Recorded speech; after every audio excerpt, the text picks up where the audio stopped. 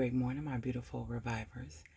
I am coming to you on this Friday morning in regards to the intention candle. A lot of you probably seen the video, a lot of you have not. If you don't know why this candle is being lit, check out the link below because it will help you on a day-to-day basis.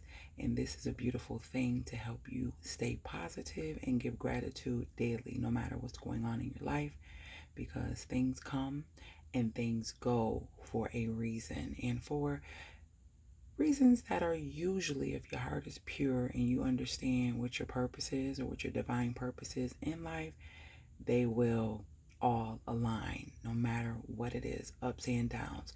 So go check out that video to see what this candle means and why it's being lit, and make sure that you realize that you're the most important person in your life, and without you nothing exists, and to stick to your script because you are the best at it, and enjoy your weekend to the fullest. And I shall see you guys later, Gators.